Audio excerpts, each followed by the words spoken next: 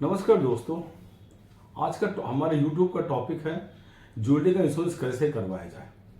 ये इस चीज़ को अगर हम लोग का बहुत डिटेल के अंदर आज हम डिस्कस करेंगे, बताएंगे प्रैक्टिकली, क्योंकि मैं इतने सालों से इस फील्ड से जुड़ा हूँ, इंश्योरेंस के फील्ड से जुड़ा हूँ एज इंश्योरेंस सर्वेयर। तो मैं चाहता हूँ कि क्यों ना आप लोगों से शेयर किया जाए कि ज्वेलरी का इंश्योरेंस कैसे करवाया जाए। एक चीज़ मान के चलेंगे, हिंदुस्तान के अंदर हर आदमी के पास ज्वेलरी होती है, गरीब हो, मिडिल क्लास हो, अमीर हो, सबके पास ज्वेलरी होती है। हमारे पास ज्वेलरी ही हमारी लाइफ के अंदर हमें बचाती है। मकान खरीदना, ऑफिस खरीदनी, बच्चों के शादी ब्याह करनी, हमारे बुढ़ापे के अंदर और भी ज्वेलरी का रोल हमारी जिंदगी में बहुत ज्यादा। ज्वेलरी की सेफ्टी देती है, भैया ज्वेलरी आपके पास है, तो इसीलिए इस ज्वेलरी का इंश्योरेंस करवाना भी बहुत जरूरी हो जाता है, क्योंकि आपको ज्वेलरी ही फाइनेंशियली बचाती है।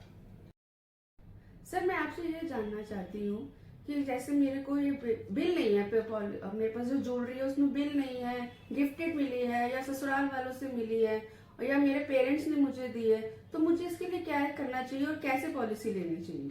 मैडम, अगर आपके पास बिल नहीं है, आपको गिफ्ट में मिली है, शादी में मिली है, मैके वालों से, ससुराल वालों से ज्वेलरी में, तो कोई दिक्कत नहीं। इंश्योरेंस कंपनी ये बोलती है कि भाई आप इन सब चीजों को नहीं होने का डजन मीन आप इंश्योरेंस नहीं करवा सकते। आप इंश्योरेंस करवाओ, बस एक चीज ध्यान रखो, जो अब आप करवाओगे इंश्योरेंस, आपको आइटम मेंशन करा ये चीज इतनी है। मान लो आप बोलते 4 चूड़ी है, अब बोलो 4 चूड़ी है, 2 कंगन है तो बोलो 2 कंगन है, इनका वजन इतना है और आज के दिन मेरे हिसाब से वैल्यू इतने, इंश्योरेंस करवाते समय ये चीज आपके लिए बिल होना जरूरी है। डिस्क्रिप्शन प्रॉपर, डिस्क्रिप्शन के लिए आप सावधानी बरतने के लिए ये कर सकते हैं, आप वैल्यूशन रिपोर्ट ले सकते हैं या अपने आप नोट करके रख सकते हैं, फोटोग्राफ लेकर रख सकते हैं। ये चीज लेने से आपको और ज्यादा सेफ्टी रहेगी। इंश्योरेंस के एंगल से बिल होना इज नॉट ए कंपल्सरी, कोई जरूरी नहीं है बिल होना। बगैर बिल का भी आप इंश्योरेंस करवा सकते हैं, आपको क्लेम भी मिल सकता है। अगर कल दिन क्लेम हो गया तो आपसे एक एफिडेविट खाली लिया जाएगा, आज ये ज्वेलरी मेरे पास थी और मेरे को ये इसका मेरा लॉस हो गया, मैंने पुलिस में एफआईआर दर्ज करवाई है, कोई दिक्कत नहीं। मैक्सिमम सर्वेयर क्या करेगा, तो आपके फाइनेंशियल वर्ड देख लेगा, हाँ जी आपके पास पैसे होते हैं, आपने लिए, आपने परचेज कर लिया या आपने गिफ्ट ससुराल वालों ने दिए, बैंक वालों ने दिए, कोई दिक्कत नहीं। आपके affidavit is more than enough in case of अगर आपकी ज्वेलरी का लॉस हो जाती है तो बिल होना बिल्कुल जरूरी नहीं है। आपका एफिडेविट बहुत है, अगर आप एक्स्ट्रा कोई पेपर है लाइक वैल्यूएशन रिपोर्ट है या फोटोग्राफ है तो बहुत अच्छी बात है, अगर नहीं भी है तो कोई जरूरी नहीं है।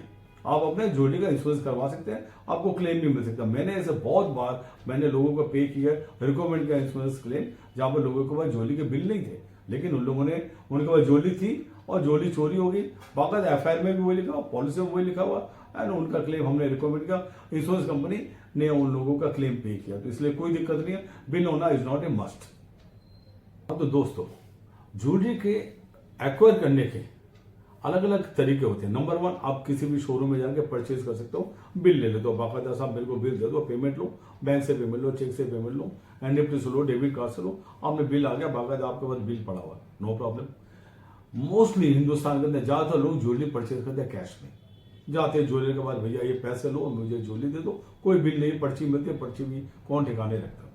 तीसरा, आपको वह ज्वेलरी गिफ्ट में मिल सकती है, आपको आपके रिलेटिव्स में किसी ने गिफ्ट दी, आपके पेरेंट्स ने गिफ्ट दी, ससुराल वालों ने शादी में दी, अलग अलग जगह से आपको गिफ्ट मिले, कोई बिल नहीं है, नो नथिंग। ये एक आम चीज होती है जो हिंदुस्तान में हमें समझना पड़ेगा। भाई ज्वेलरी हमारे पास हमेशा बिल से या प्रॉपर तरीके से नहीं आती है, आ गई हमारे पास, हमने परचेज कर ली, फाइन। तो ये चीज एक ज्वेलरी का सोर्स होता है। अब ज्वेलरी जब भी हम खरीदते हैं और करते हैं, या ज्वेलरी जब हमारे पास होती है, अलग अलग पार्ट होते हैं। क्या उस ज्वेलरी का सबसे पहले डिस्क्रिप्शन क्या है, हम उसको क्या बोलते हैं, चूड़ी बोलते हैं, कड़ा बोलते हैं, जो चीज होगा एग्जैक्टली उसका लिखा, फिर उसका वजन क्या है, फिर उसके वैल्यू क्या है, ये चीजें बहुत जरूरी होती है ज्वेलरी के अंदर डिस्क्रिप्शन डालने के अंदर। तो ज्वेलरी जब भी हम कोई चीज इंश्योरेंस करवाते हैं तो सबसे पहले एक चीज जरूरी है, ज्वेलरी को उसको क्या बोलते हैं। फॉर एग्जाम्पल आप बोलते चूड़ी, वेरी गुड, फिर अब चूड़ी लिखेंगे, बैंगल है तो बैंगल लिखेंगे, अदला बदली नहीं करेंगे, सब ये मैं बैंगल लिखता हूं, मेरे बैंगल है, फाइन। अब उसका वजन क्या, फॉर एग्जाम्पल 20 ग्राम वजन है, 20 ग्राम का उसका वजन है, और उसका वैल्यू क्या, इतना वैल्यू, मेरे हिसाब से उतना वैल्यू है आज के दिन, नो प्रॉब्लम। तो आप आइटम और उसका वजन जो आप लिखेंगे, मान लो अगर बिल आपके पास है, बिल से वो सेम टू सेम डेनोमिनेशन, आप सेम डिस्क्रिप्शन लिखेंगे, और अगर आपके पास इंश्योरेंस कंपनी करवानी है, इंश्योरेंस करवानी है, तब वही सेम वजन सेम आइटम आप लिखेंगे। कल के दिन आप इस चीज को नहीं बदलिए टिल एंड, जब तक insurance company, valuer, surveyor, police कहीं भी आ गया ये चीज बोलेगा, साहब ये मेरी आइटम थी, इतना वजन का था, वैल्यू बदलती रहती है, वजन नहीं बदलेगा, आइटम का नाम नहीं बदलेगा, वैल्यू बदलती रहेगी। तो ये चीज आपको देना, ज्वेलरी का डिस्क्रिप्शन एक बहुत इंपॉर्टेंट पार्ट है। आप ये नहीं करेंगे कि साहब एक जगह कड़ा बोले, एक जगह चूड़ी बोले, एक जगह बैंगल बोले, नो, नॉट एट ऑल। एक वर्डिंग, एक चीज के लिए एक वर्डिंग करेंगे और एक ही वजन रहेगा उसका। आगे बताते हैं आपको। हम इंश्योरेंस लेने से पहले हमें क्या चाहिए? परचेज बिल चाहिए ज्वेलरी का, नहीं है हमारे पास परचेज बिल, कोई दिक्कत नहीं है, आप उसका वैल्यूएशन करवा सकते हैं। हिंदुस्तान में आजकल बैंक वगैरह सब जगह लोन देते हैं, तो ज्वेलर्स ही उनका वैल्यूएशन करते हैं प्रॉपर। आपको छोटे से छोटे कस्बे से लेकर के छोटे गांव से शहर से हर जगह ज्वेलर होते हैं। ज्वेलर का वैल्यूएशन जो होते हैं, दे नो कि इस चीज का आइटम को क्या बोलेंगे, क्या उसका वजन है और उस समय उसका वैल्यूएशन क्या, वो बाकायदा आपको वैल्यूएशन लिख के दे देंगे, अपने लेटर पैड के ऊपर ठप्पा मार के साइन करके दे देंगे, आप वैल्यूएशन ले सकते हैं। तीसरा, आप अपने डिस्क्रिप्शन खुद बना के रखते हैं, तो आपको वैल्यूएशन भी रिपोर्ट में नहीं है, कोई दिक्कत नहीं।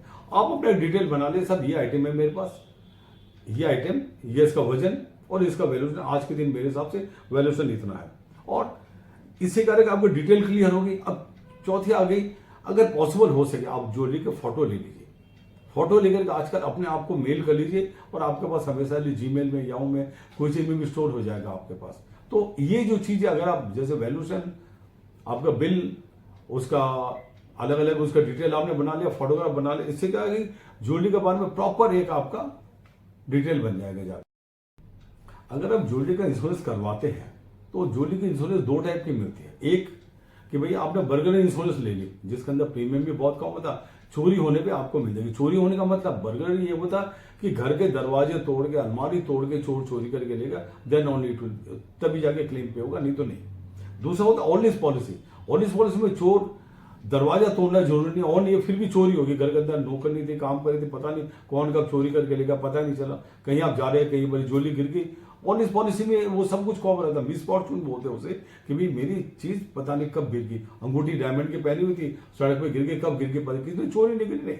तो इसलिए ऑल इस पॉलिसी और बर्गलरी पॉलिसी में ये फर्क होता है। ऑल इस पॉलिसी में प्रीमियम थोड़ा ज्यादा होता है, बर्गलरी पॉलिसी में प्रीमियम थोड़ा कम होता है, क्योंकि बर्गलरी में आपको ये अलग अलग से जो चोरी होगी, जो गिर गई, वो कवर नहीं होती। बर्गलरी पॉलिसी में सिर्फ दरवाजा तोड़ के, अलमारी तोड़ के चोरी होगी तभी कवर है, नॉट अदरवाइज। ज्वेलरी के जब आप इंश्योरेंस करवाएंगे, फॉर एग्जाम्पल आपका 20 ग्राम की ज्वेलरी है, आज के दिन मान लो आप लगाते कभी 22 कैरेट या 20 कैरेट के गोल्ड, 50,000 का भाव होना चाहिए, 1 लाख रुपए का उसका भाव हो गया, फाइन।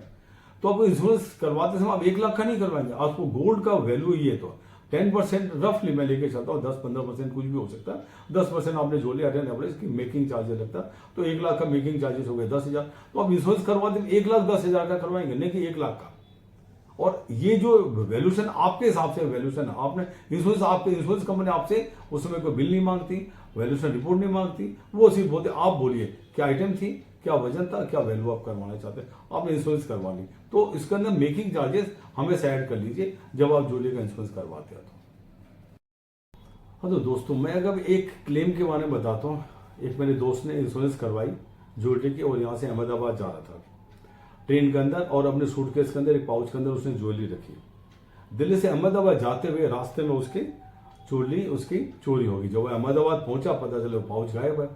तो ये ना आपके घर में चोरी नहीं हुई है, ये अगर ऑलवेज अगर पॉलिसी है, आपने अगर ज्वेलरी की ले रही है, तब ये इन ट्रांजिट में भी आपका अगर लॉस है तब ये कवर्ड है। उस केस में उसको करना क्या पड़ता है कि भैया जब मैं वहां पर अहमदाबाद पहुंचा, मेरे लॉस हो गया, फाइन, आप अहमदाबाद में जाके पुलिस स्टेशन के अंदर शिकायत कर सकते हैं, कंप्लेन कर सकते हैं, और आपको एफआईआर आप ले सकते हैं। लेकिन ध्यान रखिएगा, एफआईआर जब लेंगे आप, जो आपको पॉलिसी में लिखा हुआ सेम टू सेम वर्डिंग डालेंगे कि क्या आइटम चोरी, वजन जो पॉलिसी में वही आप डालेंगे कि क्या मेरी चोरी हुई है। ये एफआईआर आपने ले लिया, अब इंश्योरेंस सर्वेयर आता है। सर्वेयर क्या करेगा, फॉर एग्जाम्पल आपके 20 ग्राम की ज्वेलरी है, ठीक है, आपने मान लो 1,000 रुपये पर ग्राम करके 20,000 रुपये का वैल्यू हुआ, आपने बिल है आपके पास 20,000 रुपये का, और आपने इंश्योरेंस करवा ली उसकी 1.25 लाख की, क्योंकि आपने देखा आज के दिन मेरी वैल्यूएशन है 5,000 रुपये और पर ग्राम की, तो 20 ग्राम के हो गए 1 लाख। 10% आप उसके अंदर मेकिंग चार्जेस कर सकते हैं, 10,000 जोड़ के हो गए 1,10,000। आपने इंश्योरेंस करवा रहे 1,25,000 की, जबकि वैल्यूएशन आ रही है 1,10,000, तो इंश्योरेंस कंपनी आपको 1,10,000 देगी, नहीं कि 1,25,000, क्योंकि उसका वैल्यूएशन इतना ही आ रहा।